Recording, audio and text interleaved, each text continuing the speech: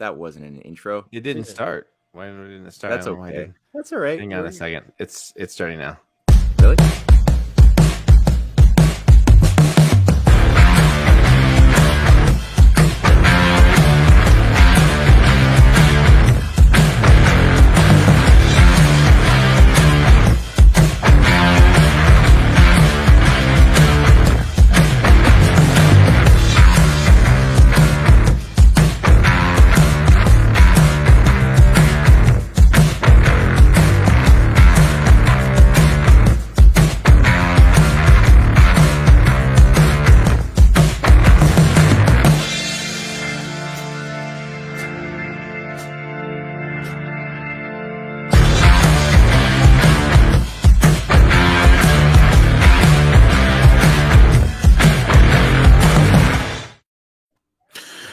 All right, folks. This is one and only View the Guerrilla Economist. We have with us the man of the hour who needs no introduction. It is the one and only Matthew Ehret. You can find him over at CanadianPatriot.org, CanadianPatriot.org, or the Rising Tide Foundation.net, which I call the Library of Alexandria and all things multipolar on the internet. The one and only Matthew Ehret and his wife, Cynthia, contribute there. And subscribe to his Substack.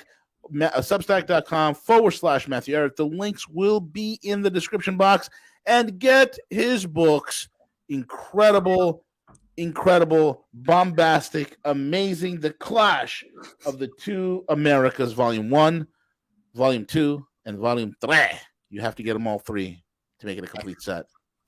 Actually, soon Volume 4. Yes! Well, which is coming. It's coming fast. But he's pumping it out like it's the Encyclopedia Britannica. But that doesn't lie to you as much. Shut up. You do a great job. Your books are fucking amazing, man. It's amazing books. Well, thank you. Love thank them. you very much, V. Thank you, CJ. I recommend it to all my friends. That's cool. Dude, lots going on in the world, man. Lots going on in the world. Here domestically, we have hammer attacks and underwear. We have Brazil's fighting for its life. You have George Soros come out and throw his support behind Lula. Mm-hmm. And Bolsonaro's got doing an audit on the election there. You have the situation in Ukraine. All of a sudden, it's starting to the biggest military offensive has yet to begin. Ukraine is the gas is leaving the tank in Ukraine, and Russia's just getting warmed up.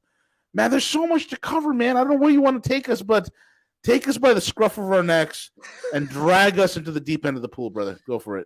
There is. I mean, everything is interconnected. So we leap into this discussion with the faith that we'll somehow, touch every possible base that at least matters on an important level, and we'll see where it goes. But definitely, I mean, here in Canada, I'll just say this: I'm in Canada, so I'll start from that.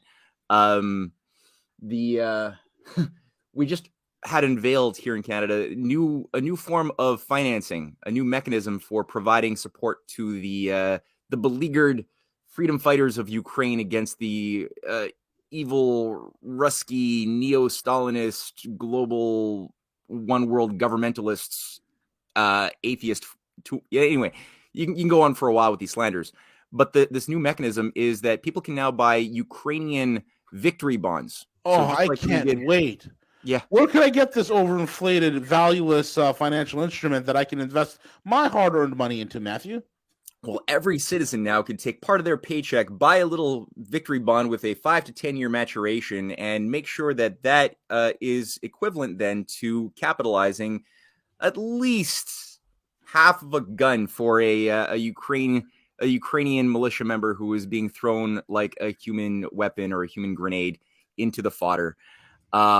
It's absurd. And, the irony of this whole thing is that this is actually a good mechanism. I mean, if you look at like how it is that we were able to defeat the rise of Wall Street sponsored fascism back in the 1940s, victory bonds played a key role, and the idea of having your citizens being able to invest in some mission orientation that is good for society. That's actually a great idea. That's how Lincoln financed the Transcontinental Railway, with these 5 to 20 year maturation bonds that were purely tied to infrastructure growth and increased national production of the nation as a whole. So it's a great idea that could only be done through the conduit of some form of national banking mechanism in Canada. We have some good mechanisms like a Bank of Canada, which is mostly public. We also have a Canadian Infrastructure Development Bank, another good on the surface idea. But if you have these tools used by a death cult, obviously they will be used to do destruction. And this is what's confusing a lot of truth seekers and freedom lovers that I know, both in Canada and beyond, is that they see that these instruments have been so badly used for enslavement and destruction of humanity that they can't even fathom how the fight for a national bank or the idea of government as a weapon to do battle with the oligarchy, they can't even fathom how that could possibly work. They can't think about how JFK did it, how FDR or Lincoln, or today how Putin or his allies in China are actually utilizing the power of the nation and the power of public banking. They can't think about that because they've been so traumatized by these, basically, again, death cult running your governments for a little bit too long. So they tend to fall into this like, oh, I better just, the only way we can fight the oligarchy is to detach ourselves from any type of, well, basically go into like little mini micro communities, live off the land, yada, yada. And I'm not saying that it may not come to that. I'm not saying that. But at the same time, that is not a solution. That's actually falling into the hands of the very enemy that you don't like, because they want divided to be easily, like, divide to conquer. That's the whole idea, right? And if you can get everybody in little micro communities in survivalist mentalities without thinking about taking back control of their government in an organized, lawful way, you kind of fall right into their hands, because the infrastructure you still rely upon, water systems, water management, electricity is not something that can easily just be provided for billions of people living off the grid. These things can be and will be manipulated by those who have taken control of these structures. So that's an important point.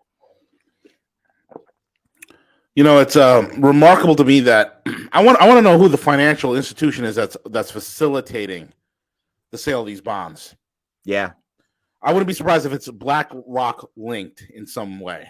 Probably. I mean, there's different surface appearances for some of this stuff. Like in Canada, we've been seeing the biggest real estate transfer, agriculture transfer as well, where there's been a glut. Like for the last year and a half, the prices of houses, of land, real estate especially, has been exploding, and people have been receiving money that is more than the market value of their houses en masse, which has caused, again, the prices on average of houses right now being 25 to 30% more of what they were same time last year. Now that seems to be ending, but it's like, who's buying those things? And it does seem to be a similar process as we've seen in the US with Vanguard, BlackRock, State Street, that have been the shell companies, that have been the actual power brokers making these purchases using front groups oftentimes that people don't recognize. It makes it seem like it's a local buyer coming around offering you cash money for your house, and people are increasingly finding themselves accepting that, because they're like, okay, it's too much stress to own a house or to own land.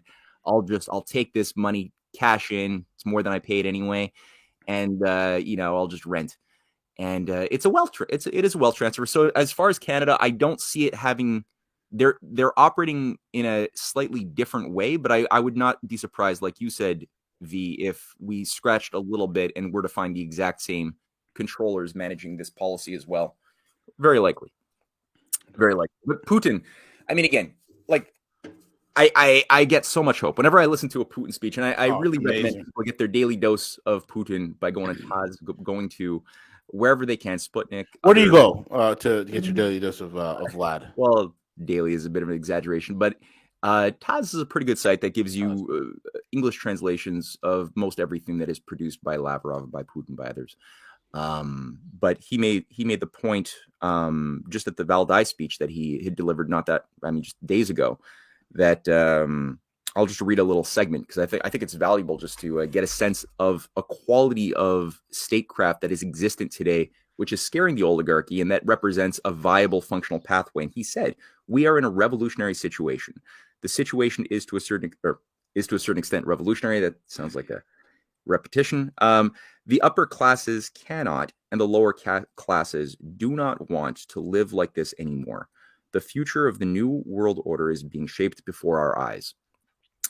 And right there, I've actually seen some people who just flip out. They're nominalists, conspiracy theory traumatized nominalists, who don't know how to think in a more nuanced way, and they just heard the word New World Order in the phrasing, and they immediately jumped onto, and they melted down, writing articles and freaking out about how, look, that's proof that Putin is in on the New World Order. And it's like, no, there's going to be a new order. It's this old system is not going to come back. It's just, it was designed to collapse. Correct, because the New World Order is actually the old world order.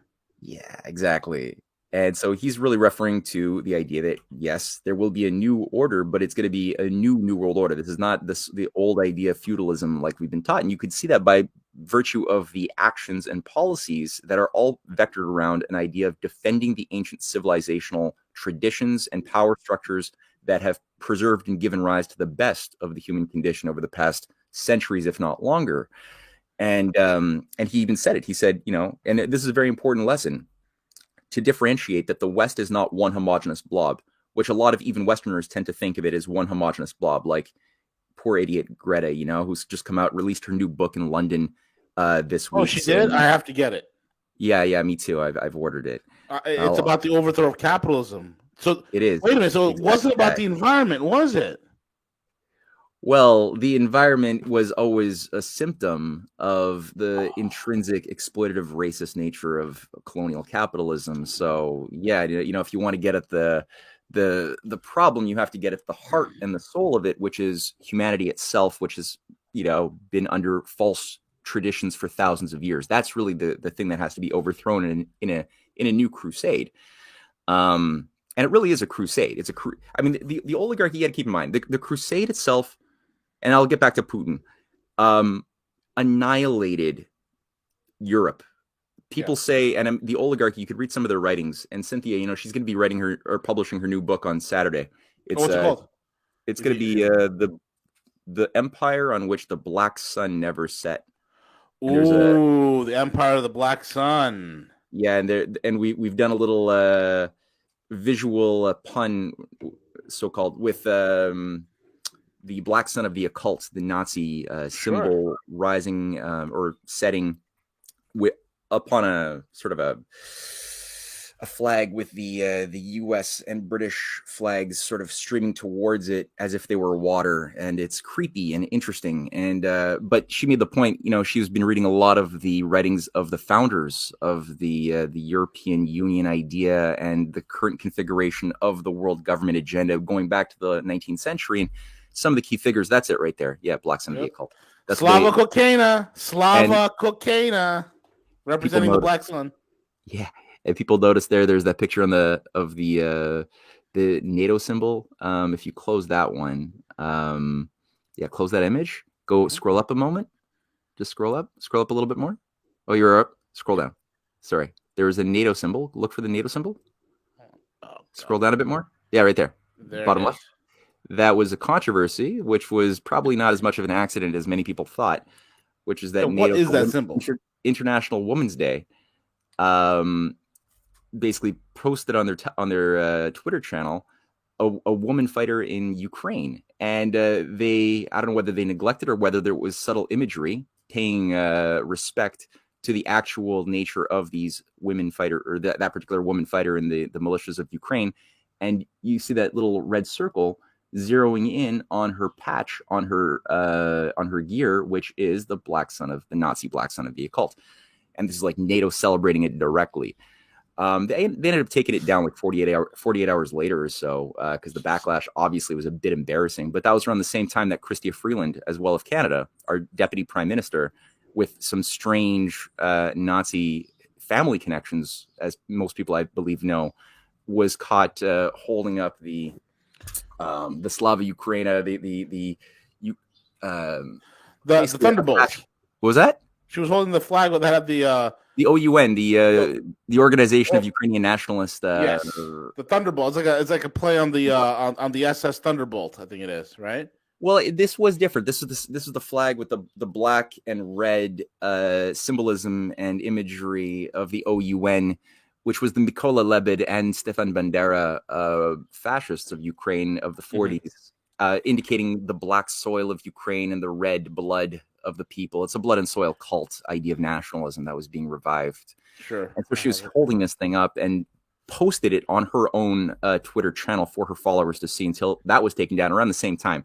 So why am I saying this? I'm saying this because when you read the writings of those who were the architects of this whole program, including the rise of 20th century fascism, which emerged out of a very strange sect of Luciferians in Switzerland, of all places, in the 19th century, and a certain thing called the Young Europe movement that was coordinated by a fellow tied to British intelligence, who was an Italian Freemason named Giuseppe Mazzini. Right. And this whole process was unleashed. And when you look at their writings and you look at the people like Count Kalergi, Coudenhove Kalergi, who's going to play a big role in Cynthia's book and who I've brought up quite a few times, they're very clear that the Crusades, that was the point why I'm saying all this, the Crusades is a period of world history that they look upon with great fondness. Why?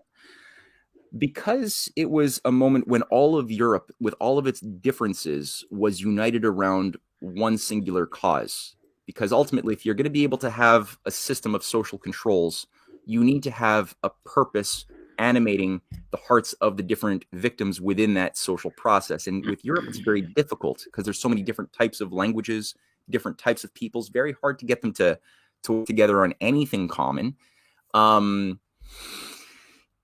If you're an oligarch, I mean, it's very easy to do that if you actually care about people and you want to get people to, let's say, create abundance of food production or build infrastructure together. You'll find that just like children of different skin colors and languages, if you get a bunch of 2 or 3-year-olds together in a playpen, they'll play together organically. So it's the same sort of thing that you find with human beings who are being given an honest playing field with an actual honest process that they're participating in, which involves them cooperating, working, learning from each other. That's a natural human thing. But if you're an oligarch and you want to try to unite people, you don't allow that to happen.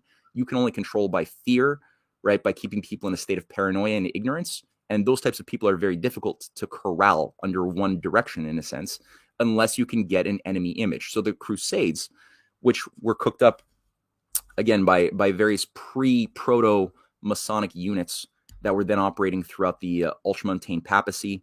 There are certain groupings that were sort of carryovers that had transformed some of the sects and rites of initiation of the Roman oligarchy and priesthood into new sort of Christian veneers.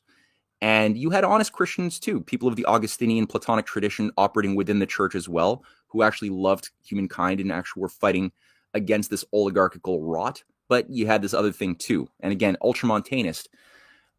This is what gave rise to, what it means is the faction that believed it was the papacy's role to both control the spiritual as well as the material domain, both worlds, with so both political and spiritual controls and manipulation, because that type of papacy would be easy to use as a tool by a higher priesthood that would control the position of whoever was there, as an arm for geopolitical manipulation.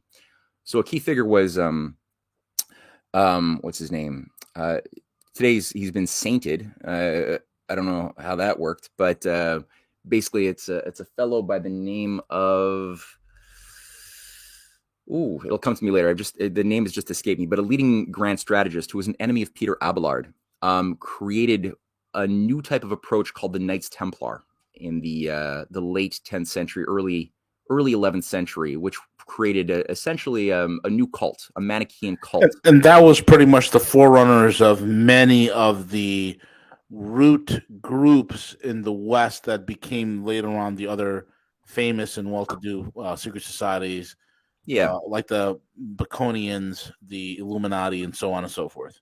Yeah, and a lot of the rites of initiation, the stories that were created as part of the brainwashing process, the depatterning, because it's sort of what you have with a lot of these rites of initiations that go back to, ancient Babylon and Athens and Greece and Rome afterwards, are techniques that have been refined to bring initiates through a depatterning of their old identities and a reconstruction of their identities around something more conducive to the geopolitical aims of an empire.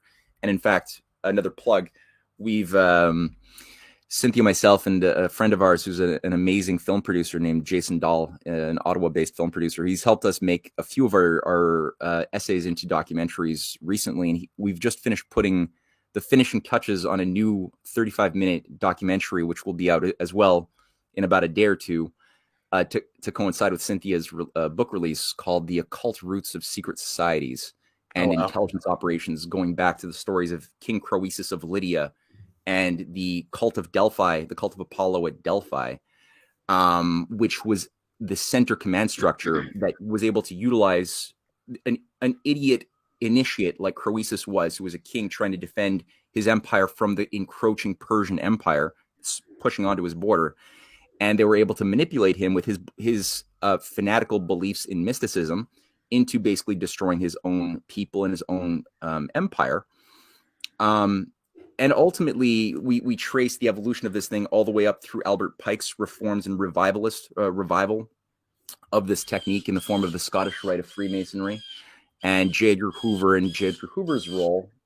Sorry, incoming, Matt. Incoming. Dodge. Hit the deck.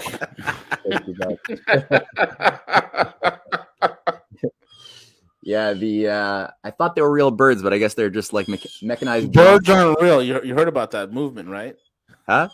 You heard about a movement called Birds Aren't Real? No, I never heard of that. Oh, it's the most hilarious thing in the world. But go ahead, is that a real thing? Is that like it's a real thing? Or what? Yeah. They believe that birds aren't real. That they're actually flying drones and all this other stuff. And it's a little bit of evidence for their their paranoia just now. Yeah, he's saying something dangerous. Make some noise. Yeah.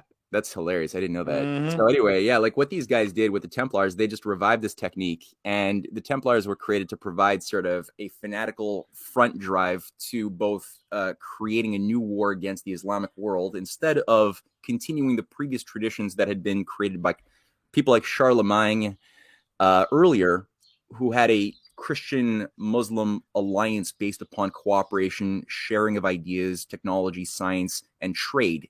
This is like the heart of the best elements of modern capitalism came out of this really spiritual program by Charlemagne, Harun al-Rashid, and their children, which was sabotaged. And also the Tang dynasty of China played a key role because they had revived the Silk Road process in 680 AD, which was all premised around the idea of a foreign policy based on the outreach and cooperation, sharing with your neighbors.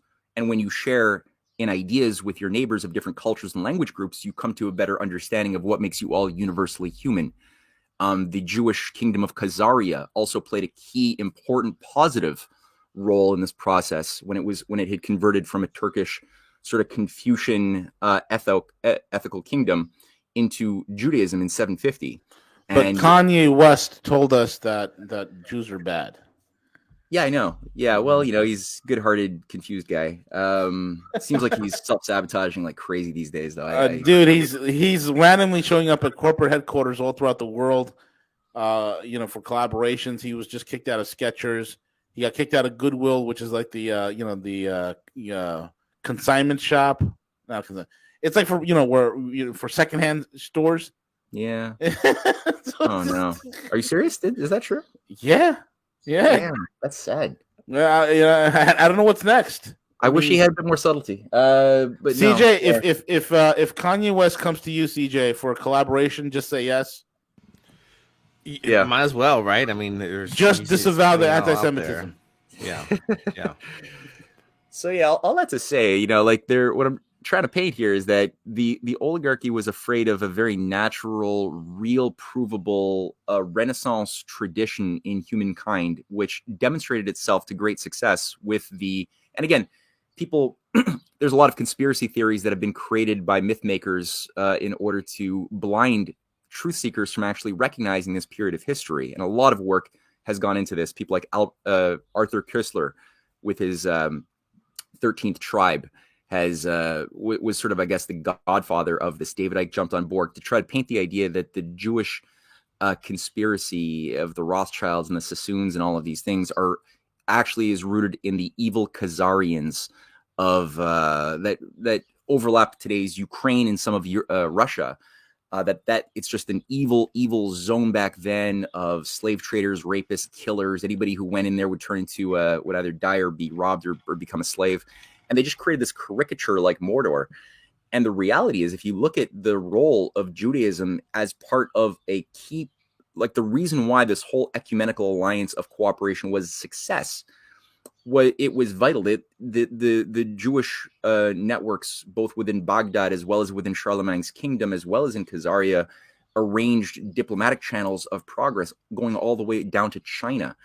The Radhanite Jewish traders were the ones who managed the key Silk Road trade routes, both in the north through the steppes Silk Road in the north in today's Russia, as well as through the south in Baghdad, the Middle East, all the way down, like I said, into Asia.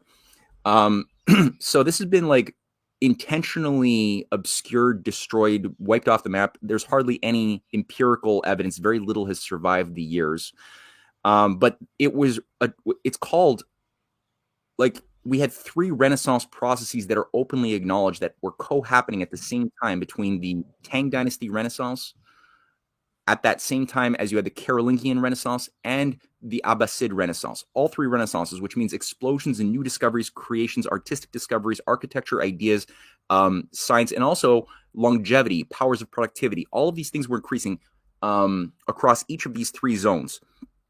So to say that that was at the heart of today's evil is just the biggest sleight of hand.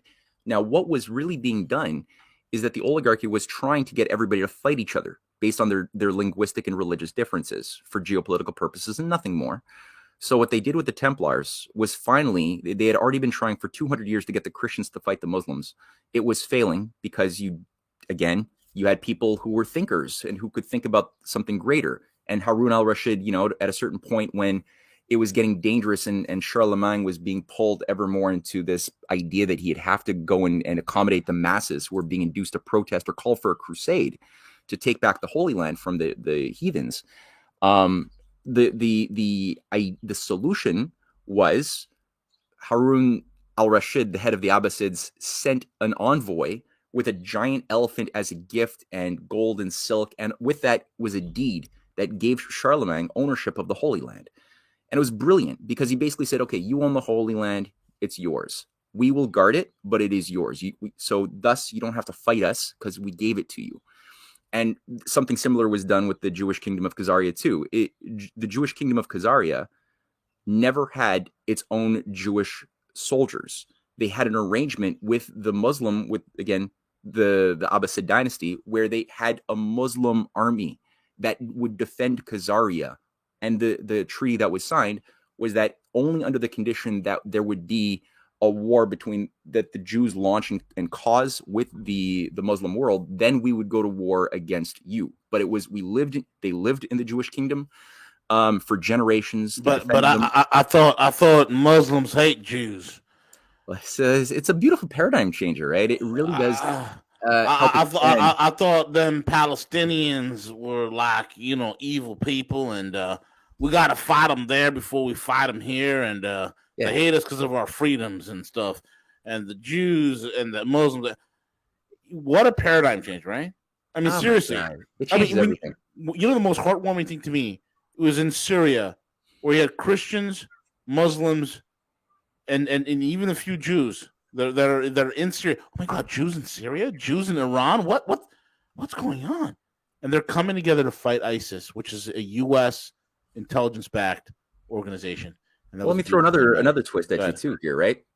Jews, Muslims in China, right? So everyone knows that that West China has a lot of Muslims in the Uyghur region, Xinjiang. Concentration camps. Yeah. But where do they come from? Where do they come from, right? The Turkic if you region. look at it, this tradition of having like a big chunk of your population in the West who are Muslim comes from, again, the Abbasid dynasty, which had been called upon by the Chinese, the early Chinese Tang dynasty, to stop a civil war where there was they had just consolidated a nation after 400 years of Dark Age warring states between 200 and around 630 AD. It was chaos. It was hell. There was population collapse. It was anything goes. And China was going into it was just a bad place. So they only recently consolidated power, the sort of similar process that Charlemagne had done by consolidating the different warring warlord zones in the post West Roman Empire region where you had Ostrogoths, Visigoths, all these different groups that were all trying to, claim control of the zone. But it was Charlemagne and specifically the Irish Augustinian tradition that had worked with the Frankish kings, or the Frankish statesmen. That is what Charlemagne arose out of, who put online a grand strategy that allowed for the unification once more in a similar way, with a similar philosophical moral paradigm as what we had seen in China around the revival of Confucianism, which is very similar to Platonic Augustinianism. Both were being revived at the same time, but there was a civil war danger, and China was being pulled into this very dangerous thing where one of their generals basically declared himself emperor, and they didn't have the means to carry out that civil war and keep the kingdom united, and they called upon the Muslims to help out, and they did. And as a thank you, I think it was something like 5,000 Muslim soldiers were brought in to help with that cause. But as a thank you, they basically gave them land free of charge to stay and settle in the west of China. And that's where the Muslims today had arisen from China. It was, again, a very, very international ecumenical idea. I mean, Charlemagne, too, you got to keep in mind, he had provided the area of the kingdom of Narbonne, which was part of his kingdom, as a Jewish kingdom. He had deployed somebody from the house of, basically to find an heir to the house of David from Baghdad, who came. He made him the king of Narbonne, southern France today, and a key strategic port around the maritime Silk Road zone back then. And he married, I think it was his daughter, he married to this Jewish king as a Christian-Jewish marriage of alliance. But you had this, and even in Khazaria, like the Khazarian kingdom, it wasn't a state with laws that were produced entirely by Jews. You had a Supreme Court which managed all the laws of the state. And it had on its 7-man body 2 Christians, 2 Jews, 2 Muslims, and one pagan from Greece. So I mean, you had, again, this very strong idea of how do you overcome the drive and the trappings by the oligarchy to get us to fight each other in new crusades. So it took 200 years after Charlemagne dies and his kingdom to get carved up by his idiot grandkids, who basically allow for Venetians and certain ultramontanists from Rome to manage all of the diplomacy. They just don't like thinking for themselves, and they allow their kingdoms to be taken over. Charlemagne's kingdom is cut up, and if you want to know where like the origins of today's borders of Europe come from, you got to go to the arbitrary carving up of these zones around the east, west, and middle of Lotharingia kingdom, which then was subparsoned and parceled down more and more to become today's modern borders of Europe. But all of this was then channeled with that chaos and confusion and loss of their traditions. That ignorance was able to be channeled by these grand strategists into a new crusade, whereby finally they were able to get a bunch of, again, young idiots, fanatics, to think it was their duty. And they were being, you had networks of these Freemasonic or proto-Freemasonic Templar or Knights Hospitalier operations, both within the Holy Land, within places like Solomon's Temple, which is where they did a lot of their occult rituals. And again, they believed in this sort of idea, after passing through the rites of initiation, that good had no self-evident existence. It was just the universe was balanced by evil and good, and thus God is kind of like a bipolar, schizophrenic God. And if you have, like, in that world, that brainwashing is like, you could justify evil because you could always say a good will come out of the evil I do, and you're mushy brained. But they were creating these hospitalier. It's not like hospital, but today the Knights Hospitalier, which emanated out of the Templar movement, were creating hostels and zones to bring in and house the soldiers who were being sent in as cannon fodder into an insane war that had no real purpose. And there were 4 crusades, or I think more. I think there were like 6 crusades during this period. And some of this involved, as propaganda, getting children. You had things like, during this time, the Children's Crusade, very reminiscent of the sort of thing that is being used to create poor synthetic Greta, where the children, they were something like 13,000 children who were recruited to follow this messianic young kid who was like 12 years old named Stephen. And this kid was, basically brainwashed, or he had handlers, obviously, and induced to believe that he had seen the light of an angel who told him that he has to, lead the West into saving the Holy Land.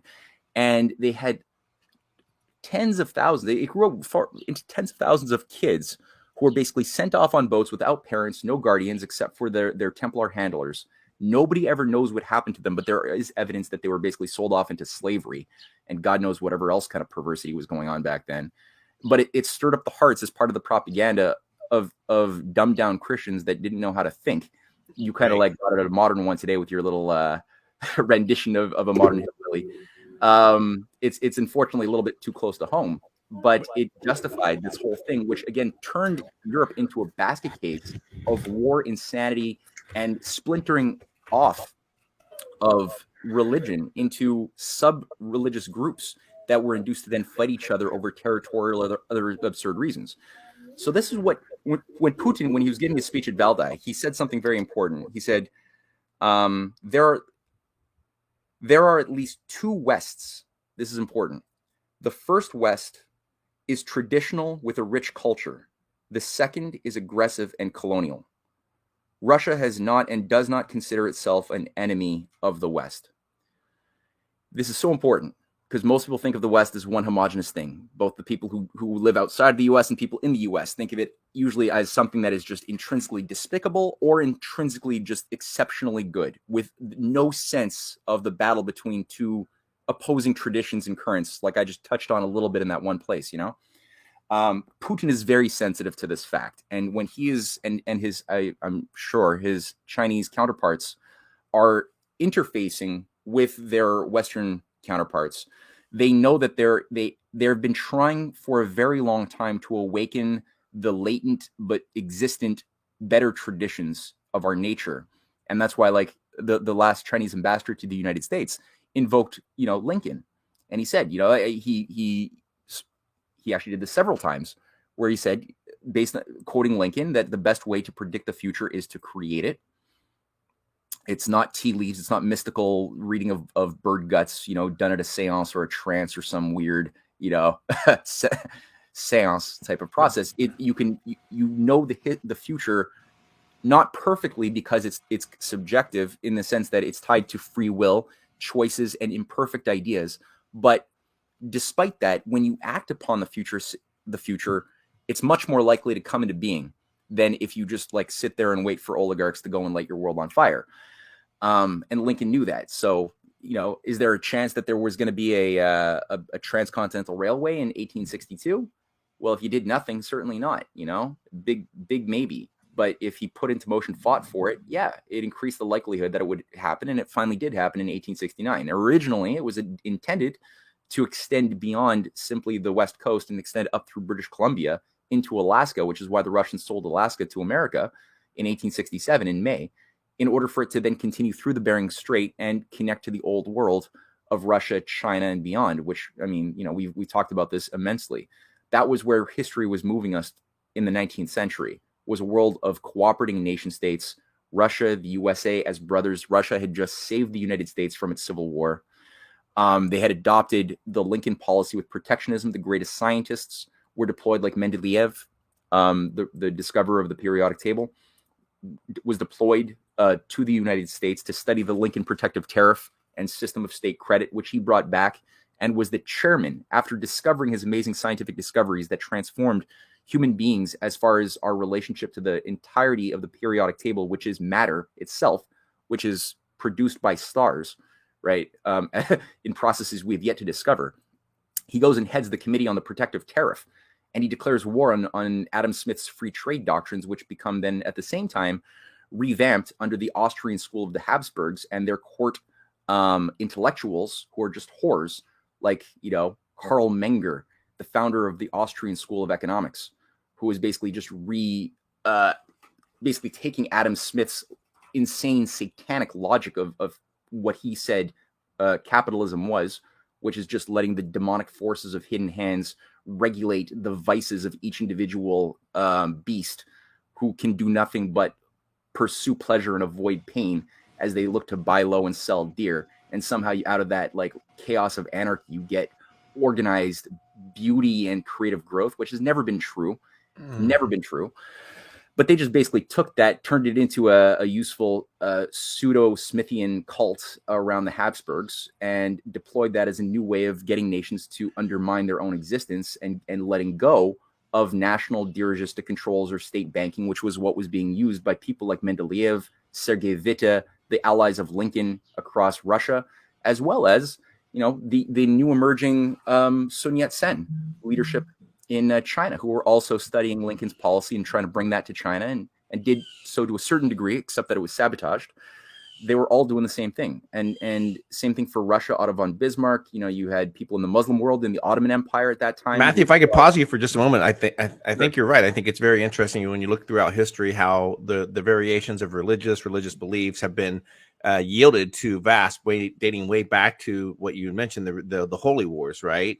And saints. I mean, would America at some point be recognized as a radical group of people who formed a country who were break away from religious beliefs, who had different things? I think religion in itself has been used to forward a lot of the wars and even a continuation. So when you look at secret societies, when you look at these organizations, it's a variation of I think different beliefs, different belief systems. And even I today with traditional religion, I go to church, I believe in God and everything, but I don't, when I look at a minister and someone up there, I have different beliefs of the way that they administer religion, the way that they believe, because there's a personal aspect to it. So not saying it's wrong or right, but I think throughout history, when you look at that, I think the wars have been fought were just a continuation of spiritual and religious different beliefs. Now, where the current New World Order relates to it and their agenda, the Klaus Schwab, there's things, I'm not sure if it's more of a satanic belief, but obviously they have some type of indoctrination that they're following based upon their belief system. I mean, obviously Hitler was able to achieve a lot and was able to change a lot of minds and instrumental to the change in history that occurred throughout Europe, and maybe why the West has had a lot of success in Europe and continuing to lead those people down a dark path, because they can be easily influenced into it. So I think you nailed it in terms of how the spiritual, the religious, tying into the secret societies that they relate. But religion in itself has been, if you go back to some of the ancient civilizations, how they believed in first child sacrifice, right? Like some of the crazy things that have occurred throughout history, we'd look back at those things and say, well, how would they ever get that accomplished? How would they ever do that, where they felt it was the best thing to sacrifice their firstborn to these things? But I think history in itself has been, I don't want to use the word compromise, that's not fair, but people construe those things in terms of spirituality, religious, to fit their own ideologies, and then people ensue that and they will follow that to a certain extent. Yeah, well said. Well said. No, and I mean, the thing that I think I get as a sense in having just studied the techniques of oligarchism and cult creation over the millennia is that the oligarchy has their own idea. They can't create very well, right? Okay, so the oligarchy is not good at creating something new. They're good in a sense. They've refined techniques of adaptation, Darwinian style adaptation, to subvert creative innovations. So when human beings are being human, we're being loving, we're being like I was saying, our natural fallback position is not to go to war and fight with our neighbor. It's to work in harmony and cooperatively with our neighbors, even if they speak a different language or worship to a different named God. Our tendency is to cooperate first and foremost. And so they will, when that happens, and the fruits of new discoveries, new arrangements of organization around something good happen, the oligarchy will first and foremost try to destroy it. If they can't destroy it, they try to co-opt it, right? And then destroy it later. So slow destroy it. If you can't destroy it, like if you can't burn the heretics, if you can't take real creative scientists, call them heretics and burn them, then the next best thing is to try to say, okay, we love science. Here's how, and by loving it and trying to control the printing presses, like what Venice did, is they controlled 90% of the printing presses of the ancient world within the first decades after Gutenberg invented the technology. Then they can control the books that are published. They can control the interpretation of how these discoveries are made. And so what they end up doing is they say, okay, well, we'll keep the shell, the outward form of the new idea, but will hollow out and will extract the spiritual cause, what allowed that discovery to come into being. So it's called wind eggs. You keep the shell of the egg, but you extract the the substance, leaving only wind inside. Socrates made fun of that. But that's sort of what I think they do with organized religion. The dangerous thing is always that any type of religion and the stories associated with the religious texts tend to come from creative, generally speaking, if it's good religion, it comes from a creative place of love, of trying to figure out how to put words on transcendental concepts of God, of creation, things that you can't logically just explain, you know? So stories are created, and when it's done with love, those stories will edify, will awaken the truthful divine within the devout believer, and they will become better than they were, you know, and they'll tap into universal truths. As we saw with the case of the Platonic movement active within the Abbasid dynasty, within the Augustinian Platonic tradition, as well as the Confucian system of China around that period I was talking about. You know, there's common themes of a loving God that made the universe in a loving, reasonable way, which we are in the image of, right? And to actualize our mature selves is to serve our conscience, to use common sense that was given as a gift by the Creator, regardless of what you name it, Allah, or Yahweh, or what is it, Tiangmin, which is sort of the Chinese idea of a kingdom of heaven, of a universal principle of Li, a universal cause of creation, of Ren, which is a Chinese Confucian concept for agapic love, a love that is not selfish.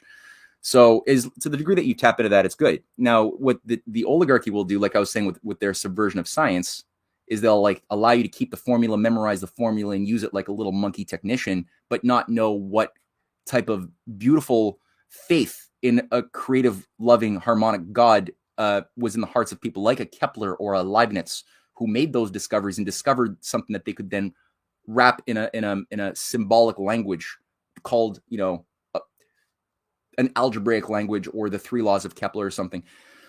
They do the same thing with religion. And so they will take the form of it, the rituals associated with it, but they'll extract the heart of what animated Christ to say, you know, forgive them, they know not what they do, or to, like, you know, give his beautiful messages and lessons throughout his life. They'll just extract that stuff. So in that sense, the oligarchy, when you actually look at a lot of their Masonic beliefs, they also want a form of ecumenicism, a harmonization of the different faiths. That's what Pope Francis, and by the way, Patriarch Kirill last week gave a strong speech, both denouncing unipolarism, but he basically made it a point that we're at war in truth against the Antichrist. And wow. Yeah, he took it biblical there, you know, but you compare that to his counterpart, Pope Francis, the Jesuit, which itself emerged out of this weird Masonic order in Venice, the Jesuits. Yep. He's calling for an ecumenical unification of all of the different faiths, Buddhism and Hinduism and shamanism and Christianity and Judaism, all under one roof. And because we'll all just agree to just a big spiritual mass hug or something.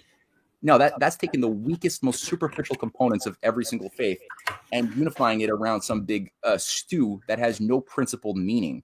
And that's what they're in. That's why in a lot of the Masonic orders they feature, like, you know, Hebrew words and Muslim texts and Egyptian paraphernalia and Babylonian stuff and Chinese stuff and Confucian. So they're trying to artificially fit together a fake unification.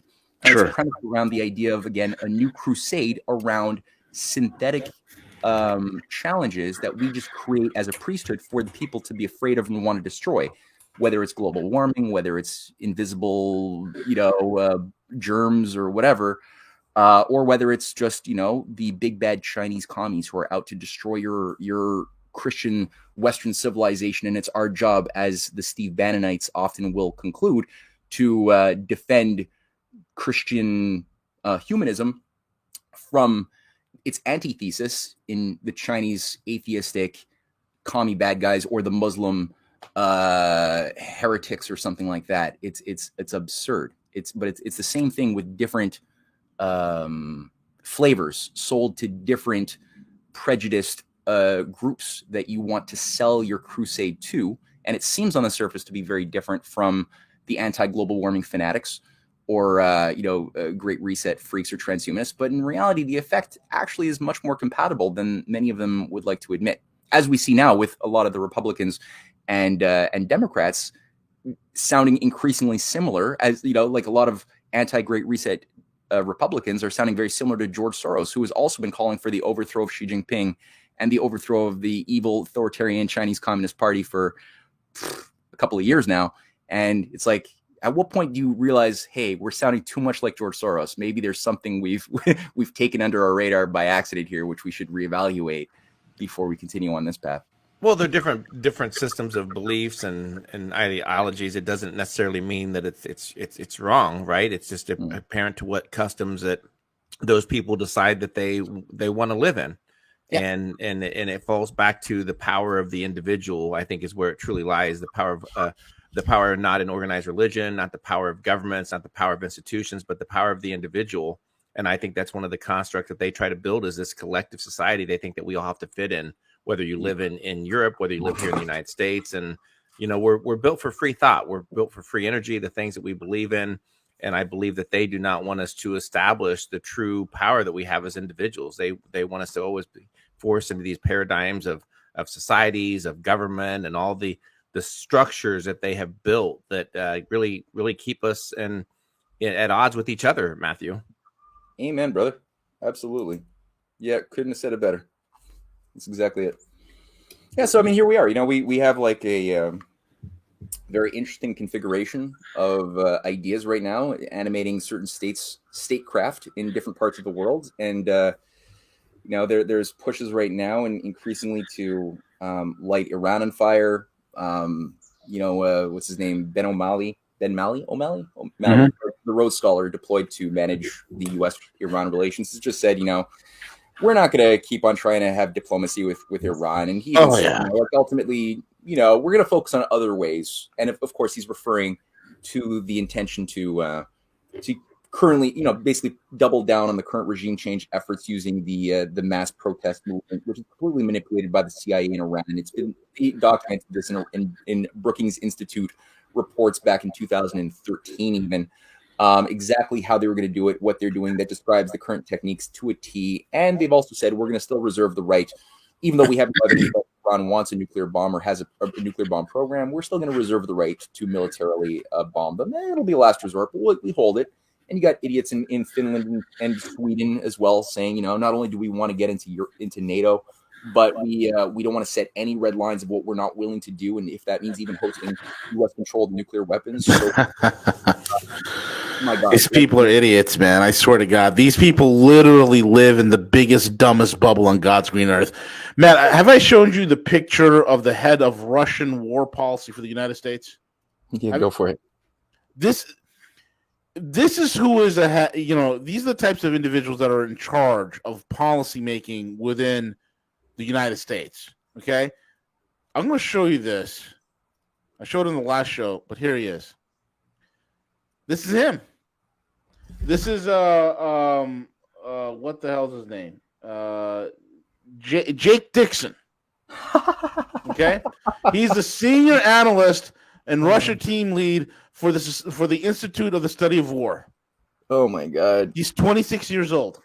Oh my God, this is a victim of too much soy, a lot of feminizing features, the skinny neck, the neck and the chin meeting up together. This is who's running the show in the West, man. People like this, and I can show you their entire gaggle. And there's many more individuals that are in their 20s and 30s who've experienced nothing in life, who've graduated from these Ivy League schools, which are just worthless crap holes, right? And they literally believe the literal bullshit that they create. And well, it's like Igor Dashenko as well, the Russia expert at Brookings under Strobe Talbot, who was instrumental in compiling the evidence used for both the Strobe Talbot report as well as its sister report, the Steele dossier. Yeah. this guy was just a hedonistic shill. He had no connections in Russia whatsoever. None. No He makes it up. Nothing. He was just a drug addict and alcoholic who made things up in order to get some money from the FBI. And and this is like their Russia expert of the most powerful think tank, or second most powerful think tank in the U.S. Shaping policy that's being deployed to overturn governments in Iran and elsewhere. It's like this is wild. Or even the nuclear sector. The head of U.S. nuclear safety is like, you guys are seeing what this guy looks like, eh? Like some S&M cross-dressing. Yeah. He's character. He's a flamer, man, an absolute flamer. Yeah, like walking into his office, running the nuclear safety policies of the U.S. government, walking in with a dress and skirt and openly publishing himself with GIMP masks and stuff and acting like he's a dog, and he's proud of that stuff. I mean, like Patriarch Kirill is right. Like we have tranny, like actual transvestites who are being brought into St. Paul's Church to read stories to kids in church, or to named Pentecost of all things. Yeah, that's the name of the transsexual who was in the church. His name was Pentecost. It's really wild. So if anybody's confused at this stage of the game of like who's on the right side of the history, you're hopeless. The terms and conditions are laid out pretty clearly. Putin and ironically China the Chinese leadership have been trying to awaken and educate us about our own better, reasonable, traditional natures, and have been trying to talk to that for a long time. They're still offering and still would like to avoid that world war. And Putin, last thing I'll just say here, he says, just to end with Putin as we began, the unipolar world is coming to an end. The West is incapable of single-handedly ruling the world. The world stands at a historical milestone ahead of the most dangerous and important decades since World War II. Humanity has two options. Either we continue accumulating the burden of problems that is certain to crush all of us, or we can work together to find solutions. Straight up, that's the two pathways. So if we're going to have a future, the best way to predict it is to create it. He's creating it. His allies in Eurasia are creating it. He wants us to co-create it with us. Absolutely. Whether we actually are able to get our heads out of our ass in time to do that or not, I don't know yet. We'll see. But we really should be thinking seriously about these longer waves of history and what are the principled ideas that scare the shit out of the oligarchy, because that's their Achilles heels. Very well said. I'm Absolutely. alluding to them throughout this discussion, but they're there, and that it can work. Maddie, thank you so much for joining us, man. Again, folks, once again, you could find him over at CanadianPatriot.org, CanadianPatriot.org, and the RisingTideFoundation.net. Get his books, Volume 1, 2, and 3. The Symphony of the Clash of the Two Americas. Go ahead, Matt. And the Unfinished Symphony. The last thing I want to say, I know that what I just said about Khazaria especially might ruffle a lot of feathers. Yeah, rub the wrong way, whatever. Most people in alt media was told the exact opposite. Exactly. So what I would say, if you want to really dig into that story, that research that I've done, Volume 3 of The Clash of the Two Americas has a whole chapter just on that alone.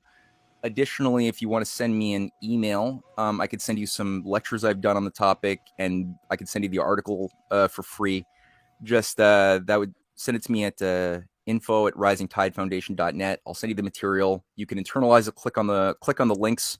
So don't just believe what I'm saying. Verify that what I'm saying is actually verifiable. It is, but you do it yourself. And like Geordie LaForge said, don't take my word for it. Read the book. Reading Rainbow for those who. Anyway.